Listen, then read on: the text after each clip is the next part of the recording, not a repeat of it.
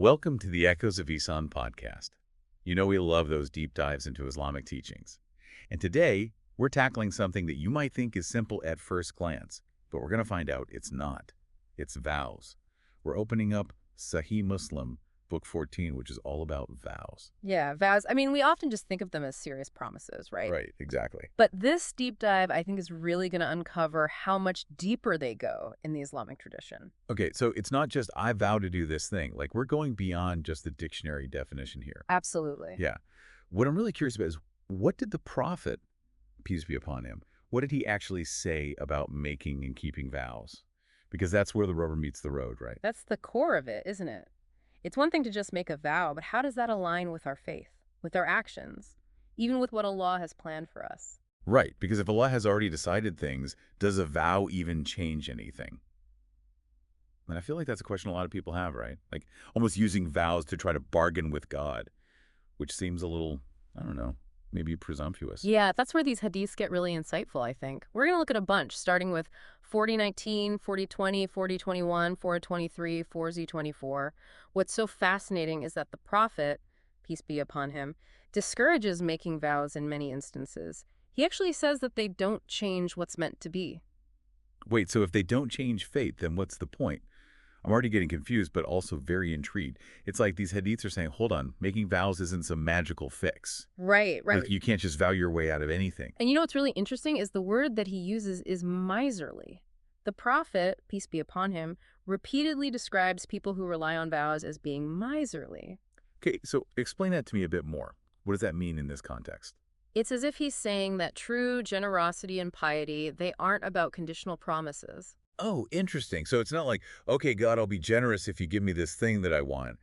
It's about consistently doing good because it's the right thing to do, not because we're trying to get something out of it. Exactly. It emphasizes sincere actions, a continuous striving for goodness, not just this transactional view of faith. Okay, that makes a lot of sense. But what about someone who genuinely wants to make a vow? Not out of miserliness, but out of, love, devotion. They want to express their commitment to Allah. What about these cases? Well, for that, let's jump into a story, shall we? Hadith 4017 tells us about a companion, Sa'd bin Ubadah, who went to the Prophet, peace be upon him, with a problem. His mother had passed away before fulfilling a vow. Oh, wow. So he's in a tough spot. It's not even his vow to fulfill. I'd be lost, honestly. Okay. What did the Prophet, peace be upon him, say? The Prophet, peace be upon him, instructed Sa'd to fulfill the vow on his mother's behalf. And this teaches us that vows are taken extremely seriously in Islam. They're not just these personal obligations that end with our lives. So it's almost like a spiritual debt that still needs to be paid, even after death.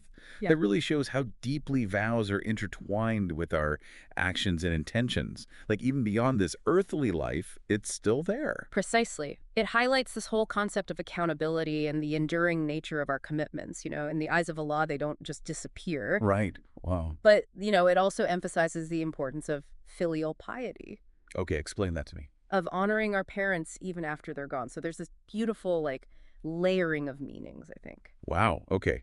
So we've got vows not being about manipulating fate. They're very serious, even beyond death. But what about when a vow goes wrong? Like really wrong? You're thinking about Hadith 4027, aren't you? The story of the captive woman. You know me too well. Yeah, that one is fascinating to me. Tell me about that story. Imagine this, right? A woman is taken captive. Terrifying situation. She sees this chance to escape on the Prophet's, peace be upon him, camel. Desperate, she makes this vow that if she escapes, she'll sacrifice the camel. Whoa, hold on. That's a big promise, and it's not even her camel to promise. Like, did she even think that through? And so she escapes, arrives back in Medina on the Prophet's, peace be upon him, camel, and she announces what she vowed to do. And people are understandably confused, right? Because they recognize the camel. Okay, so now everyone's looking at the Prophet, peace be upon him, like, what's going on here? I bet that created quite a stir. And you know what? The Prophet, peace be upon him, upon hearing this, he essentially says, come on, that's not a fair reward for the camel saving her life. Right. And he declares that vows made in disobedience to Allah, or vows made in situations where someone has no control over, they aren't binding. So it's like Islam recognizes that sometimes people make promises they can't keep or that they shouldn't keep, especially under duress, right? It's like, yeah, you were desperate, but you can't just go around promising things you have no right to offer. It's such a beautiful example of the mercy and understanding within Islamic teachings. It highlights the importance of free will and sound judgment in the process of making a vow. It's like if you're forced into something, if you don't have free will, then your vow isn't valid. It's really about the intention behind it. Exactly. Okay, that's a relief, honestly. Otherwise, people can just promise anything under pressure. That wouldn't be right. But what about vows that are made with good intentions, but they end up hurting the person who made the vow? Like they're trying to do something good, but it ends up backfiring. Well, that brings us to the story of the old man. Hadith 40:29 and 40:30. This one I think always gets me. Okay, lay it on me. I'm ready for another Hadith deep dive. Picture this. The prophet, peace be upon him, he sees this elderly man struggling to walk, leaning on his sons for support. He asks, "What's going on?" And it turns out the man vowed to walk to the Kaaba, this huge pilgrimage, as an act of devotion. Okay, that is incredibly pious. But also, the man's OLD. Why is he pushing himself so hard? And the prophet, peace be upon him, recognizes this man's sincerity. But he says that Allah doesn't need us to punish ourselves to prove our love. Right. And he tells the man to ride, acknowledging his devotion, but also emphasizing the importance of his well-being. So even though this man made this vow, the prophet, and peace be upon him, is saying, look, God cares about you too. Your vow shouldn't harm you. It's that balance again, isn't it? Exactly. It's a really common, I think, misconception that piety means just pushing yourself to these extremes. Right. But Islam is all about balance. It's about understanding that Allah cares about your well-being too. And so your vow, it's not meant to harm you. Right. It's about finding that middle ground between fulfilling your commitment and recognizing your limitations. It's like Islam is saying, I see your heart, I see your intention, but also please take care of yourself. Yes. There's so much compassion in that message. Yeah. Wasn't there another story, though, about a woman who wanted to walk to the Kaaba? This one barefoot, I think. Yes. Hadith 4032. This woman, she vowed to walk barefoot to the Kaaba, which is such a long and arduous journey, especially barefoot. But again, the Prophet, peace be upon him, he steps in with such wisdom and understanding. He advises her that she can walk part of the way and ride for the rest. So it's not about sticking to the exact wording of the vow if it causes you unnecessary hardship. It's about fulfilling the essence of the commitment while still being practical and taking care of yourself. Precisely. Yeah. This hadith shows the flexibility and understanding that exists within the Islamic teachings. Fulfilling a vow shouldn't come at the cost of your health or well-being or create this undue difficulty for you. Right. It's like these teachings encourage us to use common sense, to approach these matters with a sense of balance and reason. It's not about blind adherence to the letter of the law, but considering the spirit of the vow and our own well-being. You got it. And it's about recognizing that Allah values our well-being, that He doesn't expect us to endure this unnecessary hardship. Now, before we move on, there's one more important aspect that I think we need to discuss. What happens when you can't fulfill a vow? What are the consequences? Because Hadith 4034 addresses that directly. Okay, this is crucial because we've talked about vows not being about changing destiny, they're not bargaining chips, but obviously they still hold some weight. Yeah. So what happens if someone breaks a vow? The Prophet, peace be upon him, states that breaking a vow requires expiation, Okay. similar to breaking an oath. There are specific actions to atone for that broken promise. So even though we're not forcing God's hand with the vow, there's still a responsibility to uphold it. Like breaking it isn't just some casual, oops, my bad. Exactly. It reminds me of that whole concept of kafara, right? Yes. It's like, imagine you accidentally broke a neighbor's window. You wouldn't just say sorry and walk away. You'd try to fix it. Yeah. And kafara is about taking action to repair the harm caused by a sin, and that includes breaking a vow. And it really shows, again, how seriously Islam takes these concepts of accountability and seeking forgiveness. It's not just about making a promise. It's about understanding the weight of that promise and the consequences if we fail to uphold it. Absolutely. It's about taking our commitment seriously, and understanding that our words and actions have these spiritual implications that we need to be mindful of. This has been so eye-opening already. We've seen how vows aren't magic wands. They carry serious weight, and even breaking them has specific consequences. Yeah, and you know what? We've only just scratched the surface. I'm excited because in the next part, we're going to go even deeper into the spiritual meaning of vows and how they can be tools for self-improvement, which is fascinating. I can't wait. Welcome back to the Echoes of Ihsan podcast. Oh man, I'm still processing everything we talked about in the last part. Yeah, it's a lot to unpack, isn't it? Vows are not just simple promises. They're very deeply intertwined with our faith and our actions. Exactly. We saw how they're not about, like, manipulating fate, but they're also taken extremely seriously, even beyond death. And breaking them isn't just a casual oops. There are real consequences. Yeah, it all points to something really profound, I think. This whole idea that our words have weight, our intentions really matter, and even when we make mistakes, there's a path towards atonement. Okay, so we've established that vows are a big deal in Islam. But if they're not about, like we said, changing destiny, what's their true purpose? Why do they hold so much weight? That's the million-dollar question, isn't it? And it leads us to a more profound understanding of how vows can actually be tools for spiritual growth. Tools. I like that analogy, like a spiritual toolkit. Exactly. Think of it this way. A vow, when it's made with sincere intention, it can serve as a powerful reminder of our commitment to Allah and His guidance. It's like a personal pledge to strive for a higher level of piety, to hold ourselves accountable for our actions. So it's like setting a spiritual goal for ourselves, a challenge to grow closer to Allah. Precisely. It's about utilizing our free will to align ourselves more closely with divine principles, to cultivate those positive qualities within ourselves. Okay, could you give me an example of that? I'm trying to wrap my head around how a vow becomes a tool for spiritual growth. Of course. Let's say, for instance, someone vows to fast on certain days beyond the obligatory fasts. They're not trying to change fate or anything like that, but they're choosing to enhance their spiritual discipline, to strengthen their connection with Allah through these voluntary acts of worship. Okay, that makes sense. It's not about forcing Allah's hand. It's about taking the initiative to elevate our own spiritual state, to refine our character. It's about self-improvement, really. Striving for that closeness to the divine. You've got it. It's about recognizing our own potential for growth and using that act of vowing as a catalyst for that transformation. So the vow becomes like a framework, a way to structure our efforts towards spiritual development. Exactly. And it's important to remember, though, that the fulfillment of the vow itself isn't the only measure of success. Mhm. It's the sincerity of our intention, the effort that we invest in upholding that commitment that truly matters in the eyes of Allah. That's a really important point. Yeah. Because it's not just about checking a box, right? Yeah. It's about the journey itself, the internal struggle, the dedication. It's about using that vow as a tool to become better versions of ourselves. Beautifully put. The true value lies in that inner transformation that occurs as we strive to fulfill these vows. That increased awareness of our relationship with Allah, the growth and piety that we cultivate through our efforts.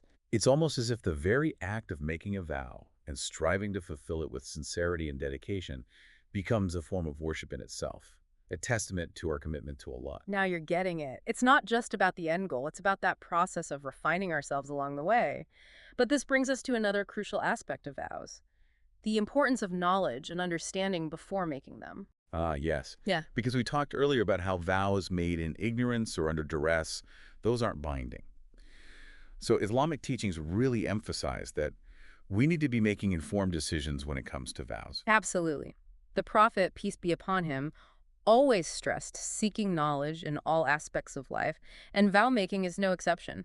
Right. We need to understand the nature of the commitment that we're making, its implications, and the proper way to fulfill it. So it's not enough to just utter the words of a vow. We need to actually educate ourselves about its requirements, make sure that it aligns with Islamic principles. Precisely. It's about approaching vows with this sense of responsibility and awareness, recognizing their significance within that broader context of Islamic teachings. It's like signing a contract. Right. You wouldn't just sign a document without carefully reading and understanding the terms and conditions, right? Perfect analogy. We need to approach vows with that same level of seriousness and diligence. Wow. Seek guidance from knowledgeable scholars, ensure that our intentions are pure and that our actions are in accordance with Islamic guidelines. So knowledge is key. It empowers us to make those informed decisions, to fulfill our vows correctly, and really maximize their spiritual benefit. Exactly. It prevents us from making vows that might be contrary to Islamic teachings or that we might find difficult to fulfill because we just didn't understand them properly from the beginning. This emphasis on knowledge is so important.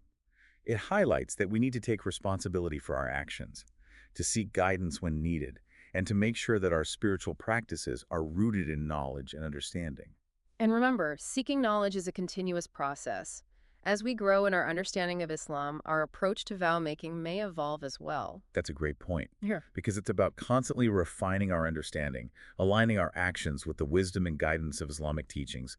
It's a journey of continuous learning and growth, and vows can be these really powerful tools to guide us along that path. Beautifully said. But as with any spiritual practice, it's essential to approach them with sincerity, with humility, and a deep desire to please Allah. This has been such a rich and insightful conversation.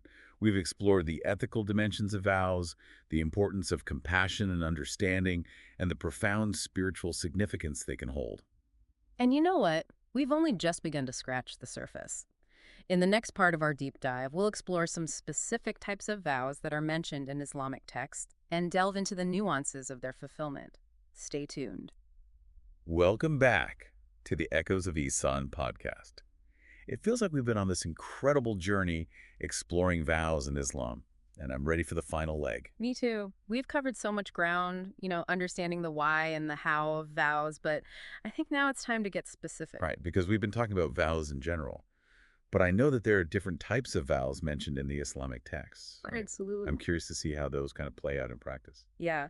And one of the most common types that we come across is the vow of expiation, or kafara. Have you heard of that before? It rings a bell, but I definitely need a refresher. It sounds intense, though. It can be. Kafara is essentially a vow you make to atone for a specific sin or transgression you've committed. It's like saying, I messed up, I regret it deeply, and I'm committed to making things right. So it's not just feeling bad about what you did, it's Yeah. actually taking those concrete steps to seek forgiveness and repair the harm. Exactly. It's about demonstrating that genuine remorse, taking responsibility for our actions. Now, the specifics of kafara can vary depending on the nature of the sin. Okay, that makes sense. Because it wouldn't make sense if every sin had the exact same remedy, right? Precisely. That's why it's crucial to consult with knowledgeable scholars if you're considering making a kafara vow. They can guide you on the appropriate actions to take for your specific situation. So it's not a DIY approach. Right. You need expert advice to make sure you're doing it right. Absolutely. The Islamic teachings are very clear about the need for proper expiation. It's not something to just guess at or take lightly. Okay, so we've got vows of kafara for when we've made a mistake. Yeah. But what about vows that are related to acts of worship? Things like fasting, giving charity. Great question. Those are definitely common types of vows as well. And again, there are specific guidelines for fulfilling them. For instance, if you vow to fast for a certain number of days, you're obligated to fulfill that vow unless something genuinely prevents you, like illness or travel. Right, so you can't just back out because you're feeling lazy or you changed your mind. Right. Well, Islam recognizes that life happens and sometimes circumstances genuinely change, but that intention to fulfill that vow, that should always be there. And what about if you vowed to give a specific amount to charity? Any rules there? Yes. It's essential to ensure that your donation goes to those who are actually eligible to receive it according to the Islamic guidelines. You wouldn't want your good deed to accidentally violate other principles, right? Oh, I never even thought of that way. It's like this whole other layer of intentionality and making sure that your actions are genuinely good deeds in every sense. Exactly. It's all connected. It's not just about the act itself, but the WHY behind it and making sure that it's genuinely a good deed. Yeah, I'm noticing this theme of seeking knowledge and doing things properly keeps coming up. Right. And it really underscores how important it is to take responsibility for our actions. Yes. It's about approaching our faith with both heart and mind, seeking that understanding and making sure that our actions reflect that understanding. Okay, speaking of seeking knowledge, there's one type of vow that we haven't really touched on yet, the vow of Ilah.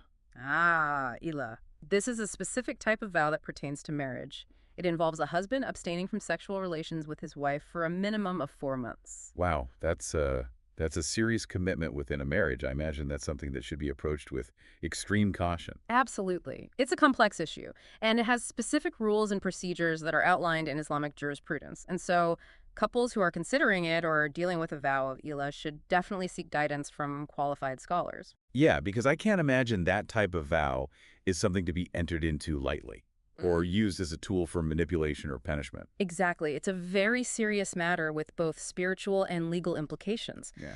And it requires careful consideration, understanding, before taking any action. Wow. This whole deep dive into vows has been really transformative. It's shifted my perspective from seeing vows as just these promises to recognizing them as these really powerful tools for spiritual growth and self-improvement.